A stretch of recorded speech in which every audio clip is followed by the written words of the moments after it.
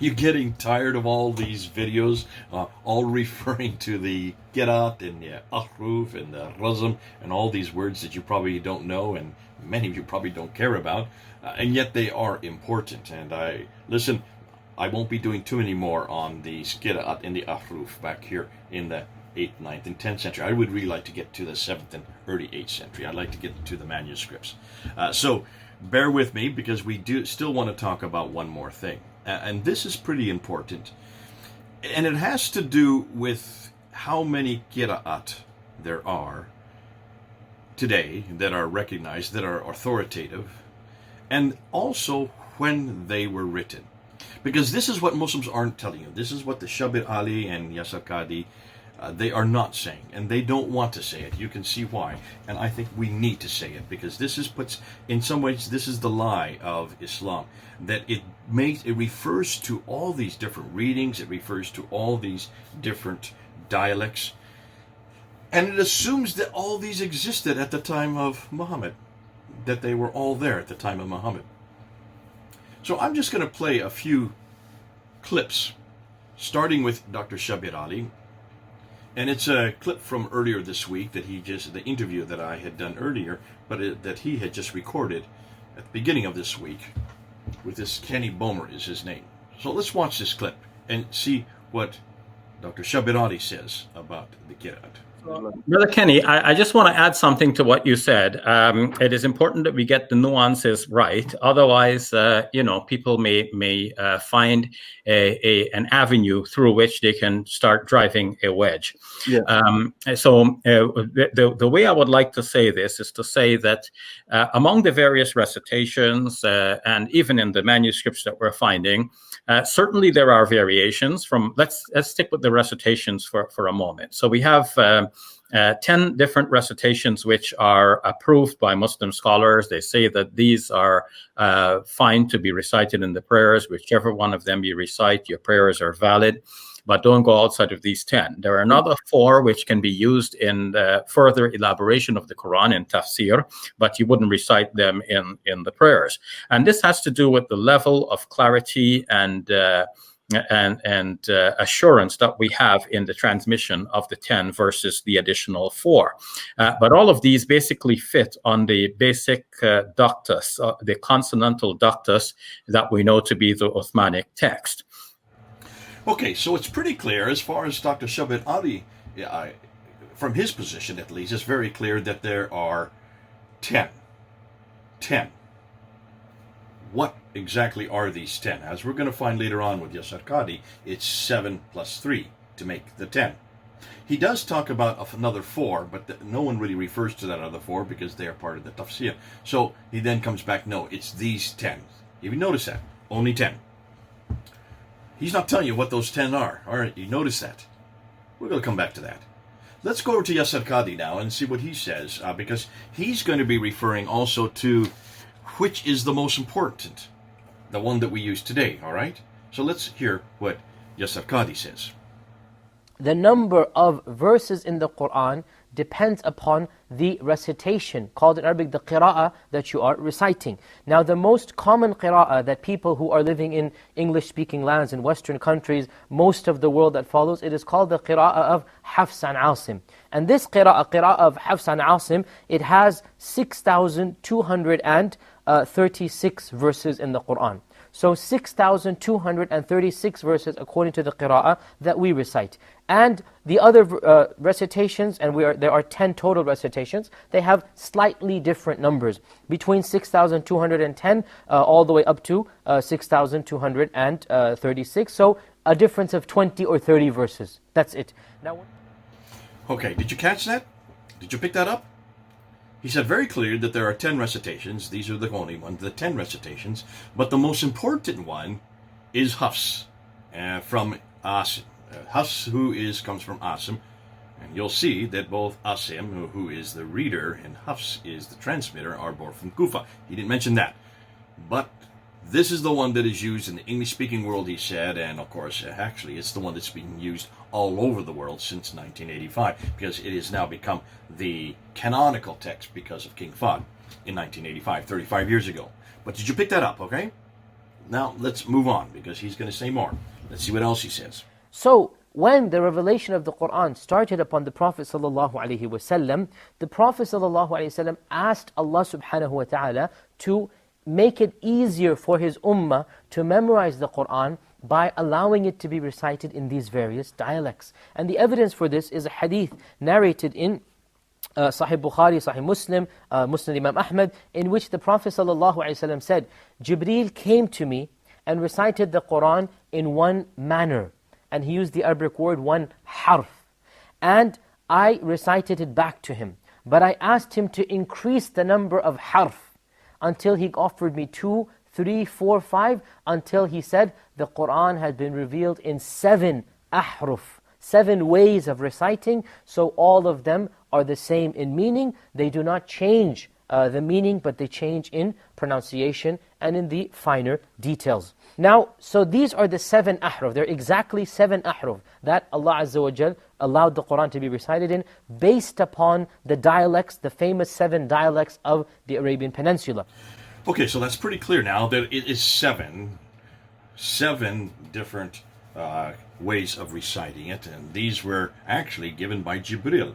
And in fact, it was on the insistence of Muhammad himself. So this is all happening. These 7 are all happening while Muhammad is living, because this is going on while Muhammad, it is between Muhammad and Jibril that this conversation is going on. Are you picking that up? So now we have the 7. These are the original 7. These are the original, or the most important 7 that we now are being shown as existing at the time of Muhammad. So that means before 632 when he dies. Let's go on. Hold on to that thought. That some of these different younger students met up, for example, in Azerbaijan, on the Muslim battlefield, the front lines of the Muslim border. And one of them is reciting according to Ibn Mas'ud, the other one is reciting according to Zayd ibn Thabit, and they don't know that the Qur'an has been revealed in different recitations. And so they began fighting one another. They began accusing the other one of falling into error. And that is why Hudayfa ibn al-Yaman went back to Medina, and he said, "O Uthman ibn Affan, you have to combine the ummah on one mushaf, on one recitation, such that all of these other differences are gotten rid of." And so Uthman ibn Affan combined the ummah upon the recitation of the Qurayshi dialect. It was the Qurayshi dialect, and all of the other recitations and versions were gotten rid of. Okay, so fascinating. We're getting a bit more now. Yasir Qadhi is talking about how the Mecca and the Medians, they went up to the north to fight against the Azerbaijanis. And there they came into contact with the Iraqis and also the Syrians, the people from Shams. And they were all fighting together against the Azerbaijanis. But those from Mecca and Medina were hearing the Quran recited in different dialects. And they saw that this was not the same Quran that they were reciting. And so Hudayfa, who was there in that battle at Azerbaijan, comes back down to Medina, according to Yasir Qadhi, which is really what you read right here. This is straight out of Al-Bukhari, volume 6, Sahih Bukhari, volume 6, hadith number 510. So he comes back to Medina, and he insists that Uthman write the Quran in the Qurayshi dialect, not in these other dialects. So is this Qurayshi the only one, or some the dialects that are in Syria and Iraq, are they part of the 7 now, or should they be thrown out because they were not accepted by Uthman and they weren't accepted by Hudayfa? What's fascinating, it seemed to suggest that, because did you see what Qadhi then said at the very end? Any of the others, all the other dialects were then destroyed. And we do know that. That's right here too. They were burnt. They were burnt. It says so right there in black and white. All of the other manuscripts, whether they were fragmentary or whole copies, he demanded that they be burnt. So that's the other dialects, right, that don't agree with the Qurayshi dialect. And Yasir Qadhi suggests that. But then he seems to talk about more dialects that come in later on. Let's hear what he says next. Tribes. And these differences began to be recorded by later scholars. And these differences were then ascribed to the people who became famous for them. So these differences were named after specific people. And these people were the ones who became famous for their particular recitation, until finally the codification of these recitations occurred, and this was done in the 2nd and 3rd century of the Hijrah, and these recitations are known in Arabic as the Qira'at. The Qira'at are not the same as the 7 ahruf.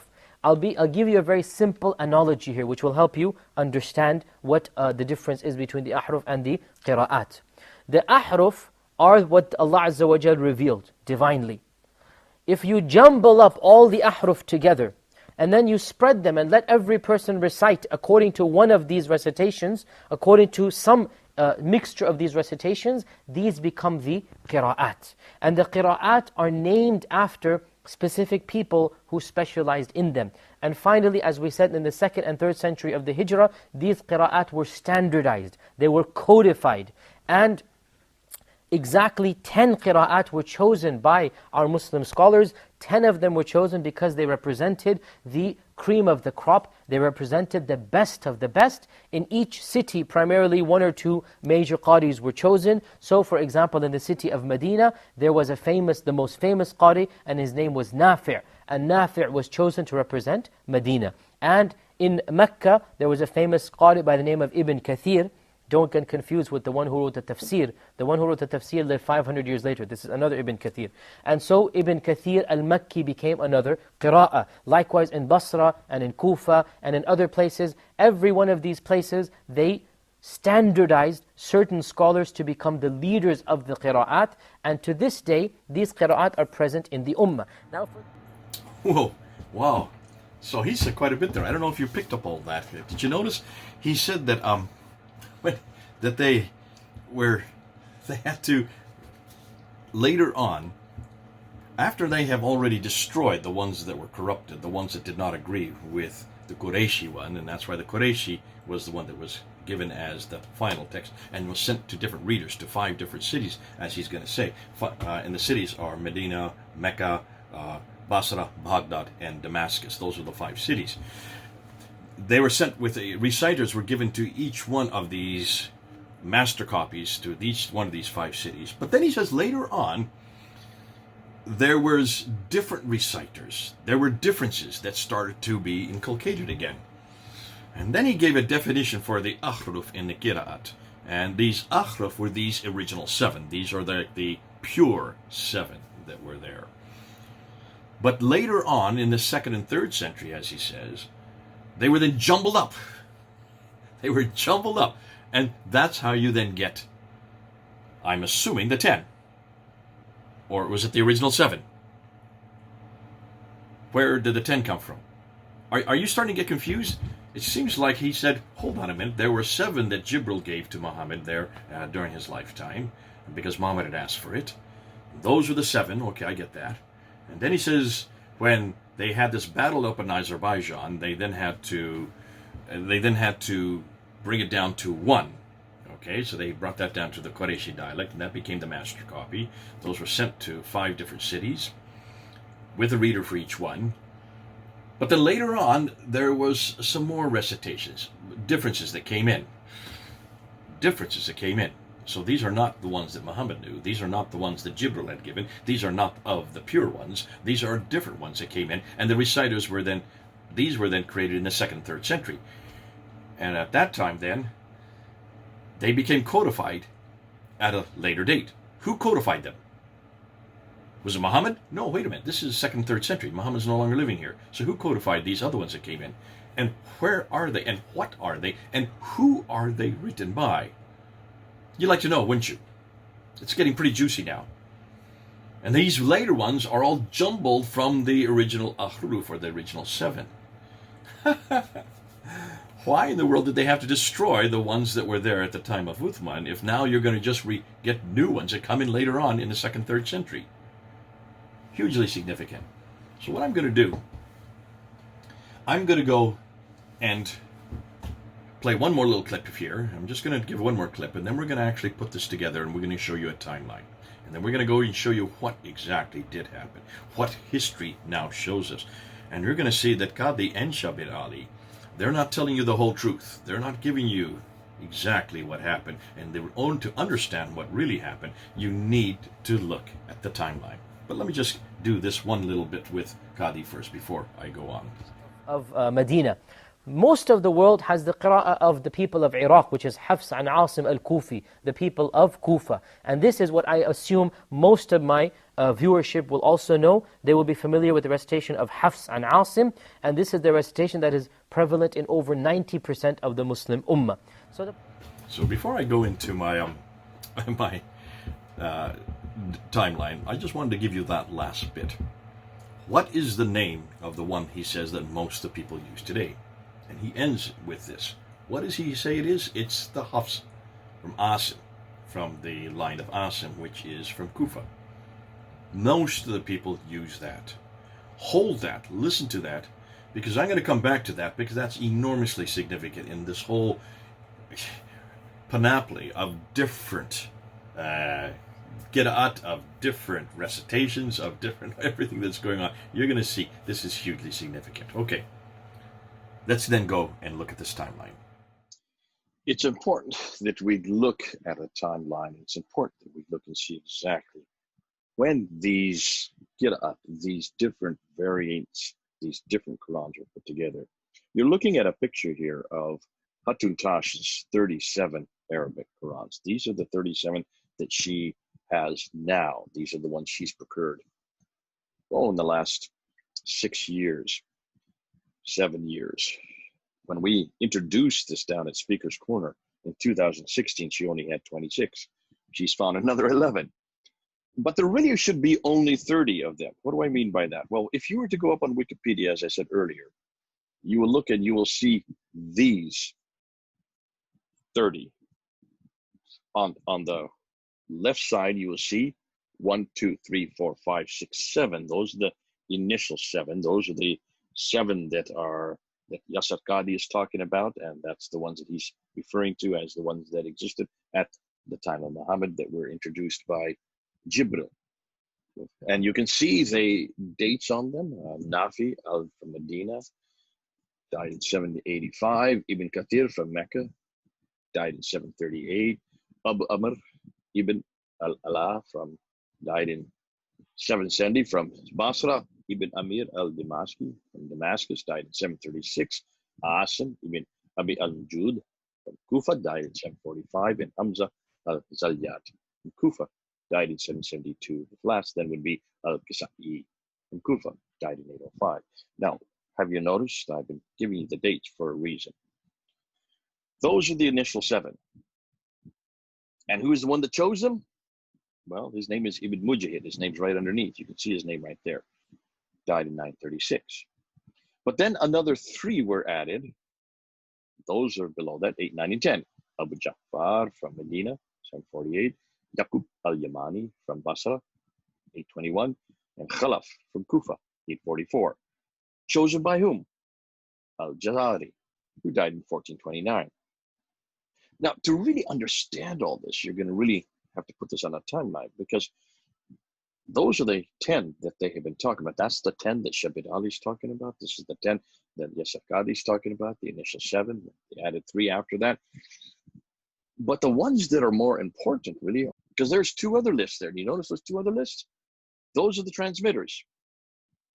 And those transmitters are 2 students each for each one of the 10 readers. The 10 initial readers, the 10 most important readers, each had 2 students. They weren't really students. They were ones that just came after their tradition. And most of them didn't know them, because look at the dates. You can see the dates are much too late.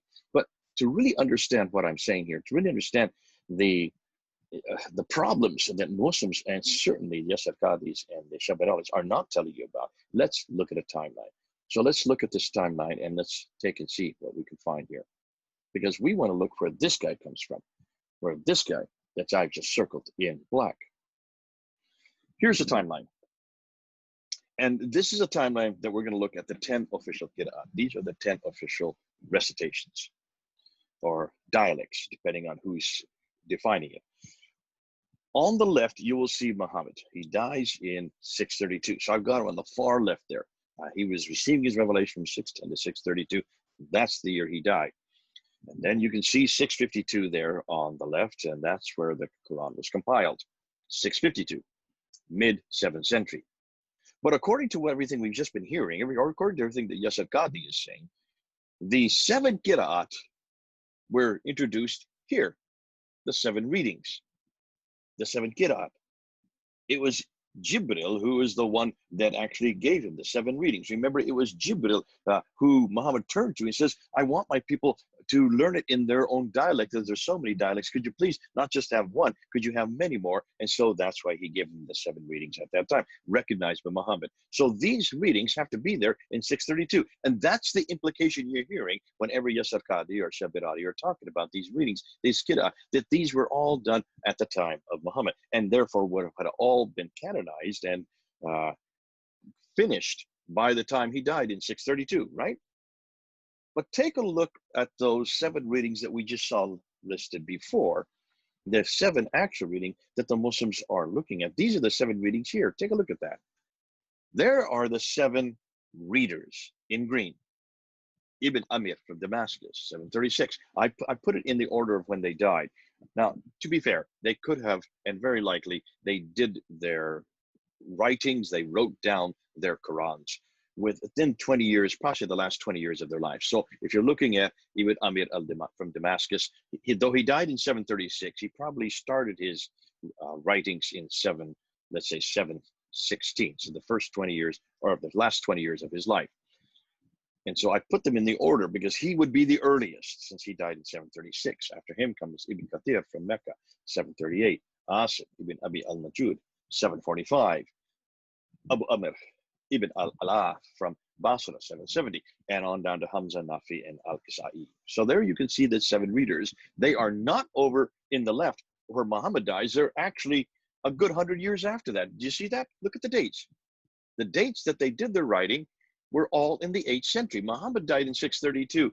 The earliest one, Ibn Amir from Damascus, the earliest one dies in 736. That's 100 years later. That is not in the century that Muhammad lived. And all of them come after Ibn Amir. Ibn Kathir, 738, Asim, 745, Abu Amr, 770, Hamza, 772, Nafi, 785, Al-Kisai, 805. That's the 9th century. So we're talking about 150 years later. So none of these readers were living at the time of Muhammad. None of them were even doing their work in the same century Muhammad lived. So how could these be the 7 readings that Muslims are all telling about? How could these guys be there at the time that Muhammad was living or the time he died? These cannot be the same 7 readers. More than that, who is the one that codifies it? Remember, they kept on talking about the scholar who codifies these 7. What's his name? Well, here he is, Ibn Mujahid. But look when he dies. He dies in 936. 936. Take a look at that. That's the 10th century. That's 300 years after Muhammad. He is the one that chose those 7.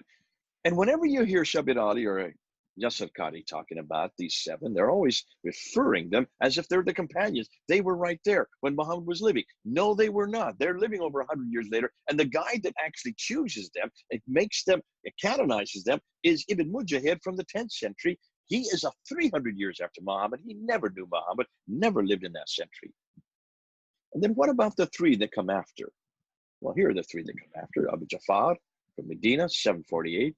Yaqub al-Yamani from Basra, 821. Khalaf from Kufa, 844. They're the 3 in red. Look at their dates. They're also the 8th and 9th century. A good 100, in some cases, in this case, 200 years after Muhammad. So these 3 could certainly not have known Muhammad, and they could not have been doing their recitations and their writing while Muhammad was living. Muhammad would have not been around to canonize them and to solidify them and to recognize them. And they certainly did not come from Jibril. So these were written long after Muhammad. But notice what's missing in these 7 plus 3, which makes 10. Ibn Amir, Ibn Kathir, Asim, Abu Amr, Hamza, Nafi, Al-Kisai, Abu Jafar, Yaqub al-Yamani, Khalaf. What's missing? Or who's missing? Well, the Quran that we're all using today is missing. The guy that we all use, that, remember, Yasir Qadhi said that 90% of the Muslim world now uses this official text, the text that was made official by King Fahd there in 1985. And that text is the Hafs text. Where is Hafs' name there? You don't see Hafs' name anywhere there, do you? No, he's missing. He is not part of the original 10. He is not part of the official 10. He is not part of the canonical 10. The creme de la creme, as Yasir Qadhi calls him. The creme de la creme of all the readers. He is not there. And if he is not there, then you can see there's a problem here. Because if he is not there, where is he? Well, let's take a look and see where he is. But before I do that, what about these three? Who chose these three after the 7? We know Ibn Mujahid chose the first 7. Who chose these three? Well, there he is, Al-Jazari. Look at his dates. 1429. 1429, folks. You're talking a good 700 years after Muhammad. He is the one that chooses the last 3. So finally, you have 10. You finally have 10. But I want to look for Hafs's. Where is Warsh? He is not in any of these lists. So where do these guys come from? Where do they come in? Well, take a look. Warsh, 812. Hafs, 796. But they're not part of the 10. What are they? They are part of the 20. There they are. They are part of the 20. These are the transmitters that I had on the graph that I showed you at the beginning. These are the 20 who, each of which, 2 of which were belong to every one of the readers. Each of the readers had 2 students, though they didn't live at the same time. They may not have known them. And those 20, you see the 2 most important of the recitations, Warsh and Hafs. Warsh and Hafs from 812 and 796. 796 is the one that is used by 90% of the Muslim world today. Warsh is used all over North Africa. These guys did not know Muhammad. These guys never lived in the same century of Muhammad. And what's fascinating, when you look at the 30, that's the 30 now that you will notice that the Muslims all use. The one that is used today, Hafs, where does he come from? Because remember, we've been saying over and over again, and Yasir Qadhi said this, he made this point very clear, when the Meccans and the Medinans, they went up to Azerbaijan to have that battle, and they came across these other Muslims that were up there who were from Shams, which would be Syria, and also from Iraq. And they listened to them reciting the Quran, and they noticed that this is not the same Quran. And Hudayfa comes back from that battle, and he tells Uthman, you must write it down in the Qurayshi dialect. The Qurayshi dialect. Why? Because this is the dialect that Muhammad would have spoken. This is the dialect from Mecca, Medina. And what did he do after he had Zayd ibn Thabit write it in the Qurayshi dialect and send it out to all the 5 cities? What did he do next? Well, he then destroyed all those other dialects. He destroyed any manuscript that was not the same as the Qurayshi dialect, including those from Kufa, including those from Basra, including those from Damascus, and certainly including anything that did not agree with the Qurayshi dialect. So if that is the case, then why is it that in 1924, the Quran that was chosen by Muhammad ibn al-Husayni al-Haddad there in Cairo, why is it that he chose the Hafs? Because Hafs is from Kufa. Hafs comes from Asim ibn Abi al-Najud from Kufa, who died. He died in 745. Hafs died in 796. Can you then understand that this makes no sense? If the whole reason why Uthman canonized the Quran and put it into the Qurayshi dialect and then sent it to 5 different cities and sent a reader with them to all these 5 cities, Mecca, Medina, Basra, Baghdad, and Damascus. If that were the case there in 652, then why in 796 do you have Hafs coming up with his Quran? And then in 1924, when the committee that was led by Muhammad ibn al-Husayni al-Haddad chose a Kufic Quran, why didn't he choose one from Mecca like Ibn Kathir? Or why didn't he choose a Quran from Medina like Nafi? At least Warsh, that is used in North Africa, Warsh is one of the students of Nafi from Medina. That would have been Qurayshi. But no, no, no, he chose us. And this is what they're not telling you. Take a look at that timeline there. Emblazon it into your head. Realize that whenever you hear about these qira'at, whenever you hear about these different dialects or these recitations, they are not from the century Muhammad came. They are not from even from the time period or anywhere near where Muhammad lived. They are from hundreds of years later, about 100 years to 200 to 300 years. Because if you go to the down at the bottom on the far right, you will see Idris 905. You will see Kulbul 904. That's the 10th century. These are 10th century recitations. These are 10th century Qira'at and 9th. And folks, 8th century is already 100 years after Muhammad. 8th, 9th, and 10th. That's 100 to 200 to 300 years. The 30 are finally put together. This is as human a document as you can find. Can you then understand why we've been saying this is not from God? This has nothing to do with God. This has nothing to do with Allah. This has nothing to do with Muhammad. It doesn't even have anything to do with Uthman, because he was the one that compiled it in 652. None of these Qur'ans are from 652. They're from 100 to 200 to 300 years after the fact. I would love to see Yasir Qadhi, and I would love to see Shabir Ally explain this. Why haven't they really told us about this? Why haven't they said that the Quran that we have in our hand today, even the one that we're using today, was written in 796? Look at the timeline. Muhammad died in 632. That's 164 years later. 164 years later. Well, folks, I think I've said enough. We'll leave it there. This is Jay then. Over and out.